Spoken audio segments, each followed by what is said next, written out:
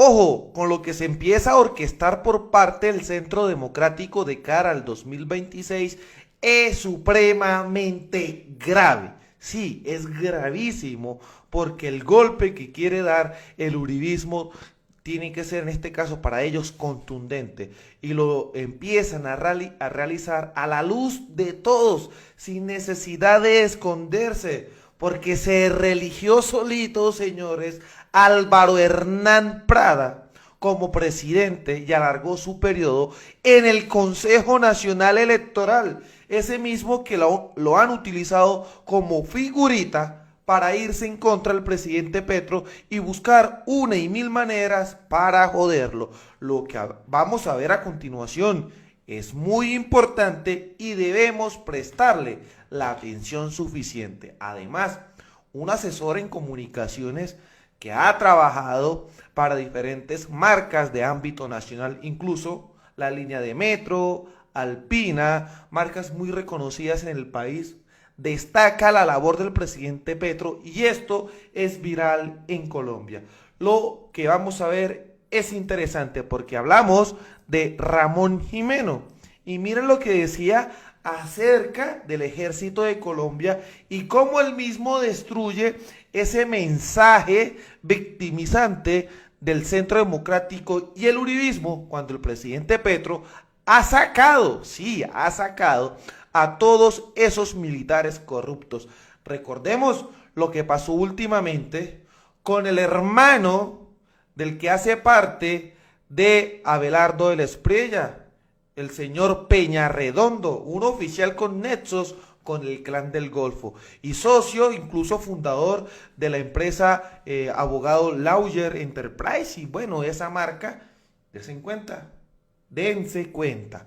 Y esto es muy importante, lo que hizo el señor Ramón Jimeno, y así se alejó del plan. Petro logró una cosa que poco se le reconoce y es una depuración, entre comillas, del ejército, no porque todos fueran unos violadores de derechos humanos, sino porque la política en estos 3 años sí ha sido la de sacar, y esa es una gran tarea que algún día le reconocerán al ministro Velázquez, sacar a la fuerza pública toda esa extrema derecha que estaba incrustada al interior, la que hizo los falsos positivos, la que violaba, la que cerraba el cumplimiento de los protocolos, etcétera. Hay una limpieza en el buen sentido del ejército colombiano, que esas prácticas hay que erradicarlas. Si uno mira las estadísticas, no hay masacres del ejército, no hay violación de derechos humanos, o sea, sí hay una transformación cualitativa en la forma como presta el servicio. Lo que vemos es importante, porque no cuentan eso los medios de comunicación, pero la oposición en el país con el cuentico, Petro desestabiliza la fuerza pública. ¿Qué cómo? Sacando militares, pero son los militares corruptos que han hecho que debiliten la propia institucionalidad de las Fuerzas Armadas en Colombia. También el Centro Democrático empieza a orquestar su plan de cara al 26. A la luz de todos, Prada seguirá presidiendo el Consejo Nacional Electoral. Y veamos este importante informe de Noticias 1, señores. El consejero Álvaro Hernán Prada, imputado por compra de testigos del caso Uribe, logró la prórroga de su presidencia en el CNE, tal como informamos que era su intención, pero por una vía diferente al cambio de reglamento. La Corte Suprema tendrá la última palabra resolviendo una tutela. Un día antes de que el Congreso le aceptara la renuncia a César Lorduy, denunciado por acoso sexual a la representante Aguirre, este hizo parte de la jugada que se planeó al interior del Consejo Nacional Electoral para modificar el reglamento que beneficiaría al actual presidente Álvaro Hernán Prada, también acusado por presunta manipulación de testigos en el proceso de Álvaro Uribe Vélez. La modificación se dio en principio para prorrogar el periodo de Prada como presidente de esa corporación. Sin embargo, se realizó otra maniobra que de igual forma mantendría a Prada en el cargo hasta septiembre de 2026. Una vez culminado el respectivo periodo anual y mientras se elige una nueva mesa directiva, seguirá fungiendo como tal aquella que venía ejerciendo dichas funciones. Según Prada y sus colegas, él puede seguir gobernando el CNE por cuenta de un vacío que se debía subsanar. Cuando no se alcancen los votos para elegir una mesa directiva nueva. Mientras se alcanzan esos votos, seguirá la mesa directiva que está actuando. La decisión fue tomada por el bloque de 6 consejeros esta semana: Álvaro Prada, el renunciado César Urduy, Maritza Martínez, Alfonso Campo, Cristian Quirós y Benjamín Ortiz. Este último comparte con Prada la ponencia que investiga la campaña de Petro presidente. En paz. Los otros consejeros, Fabiola Márquez, Salva Lucía Velázquez y Altus Vaquero, se salieron de la reunión alegando que el presidente Prada no les brindaba garantías para el debate. El consejero Altus Vaquero, contra quien cursa una nulidad por presuntamente no cumplir con los requisitos para pertenecer al CNE, le correspondería por orden la siguiente presidencia, pero con la modificación no llegaría. Entonces, antes de tomar esta decisión, la consejera Velázquez había puesto una tutela contra Prada por vulnerar sus derechos cuando fue recusado por ser juez y parte. No podía él ser recusado y resolver la recusación. El Tribunal de Bogotá rechazó la tutela, no obstante, ella apeló la decisión para que sea la Corte Suprema que tenga la última palabra en la revisión legal de lo actuado por estos 6 consejeros electorales. Lo que vimos es supremamente Lo que beneficia importante, señores. Porque hay varios aspectos. Miren, César Lorduy, colombianos, antes de salir de este Consejo Nacional Electoral, se presta para esta jugada, para que gente del Centro Democrático ejecute su plan. Y como vimos, el señor que hace parte de la investigación que adelantan contra Petro es el que también apoya al mismísimo Álvaro Hernán Prada. No se sonrojan ni siquiera para realizar las diferentes jugaditas, porque quieren llegar al 26 con todo su poder y joder a Petro y llegar como sea, porque están ungidos y necesitados de muchísima plata.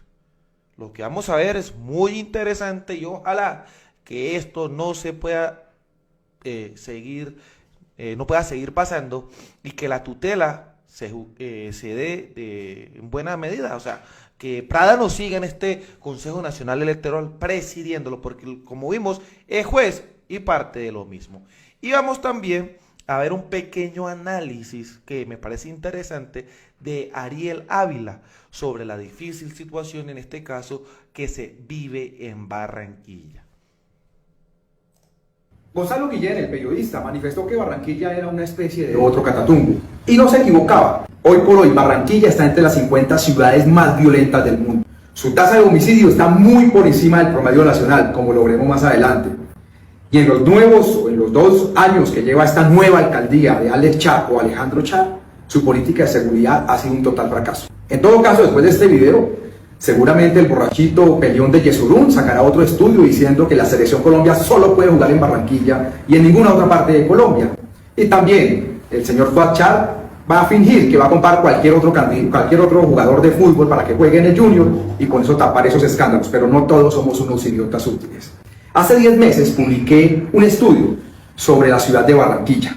Aquí ustedes van viendo los fragmentos de aquel video. Llevan a este incremento que ustedes están viendo acá del homicidio.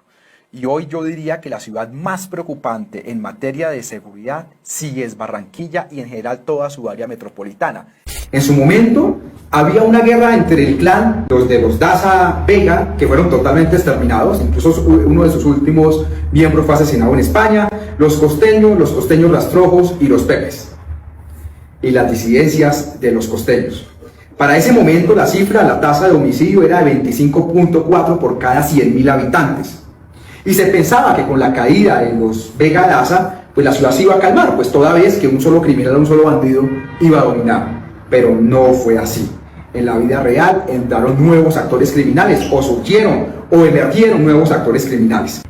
Vean esta gráfica. Esta es el número de homicidios y la tasa de homicidios. El número son las barritas azules y la tasa se mide en la línea roja. Y vean ustedes cómo en el año 2024 llegamos a 36.5 de la tasa de homicidio, apenas comparable con lo que fue la ofensiva paramilitar, y es de las más altas en los últimos 25 años. El fracaso de las metas en la política de seguridad de Barranquilla del señor Alex Char es evidente. El plan de desarrollo, esta imagen que ustedes están viendo, se inició con una línea base de 28.3 y se buscaba llegar a una meta de 24.4. La línea base era 28, hoy estamos en 36.5. En lugar de bajar, disminuimos. Pero el panorama sigue empeorando, porque miren esta cifra tan dramática. El 85% de los homicidios ocurrieron en la modalidad de sicariato. El 85%, ¿se acuerdan un video que yo les mostré?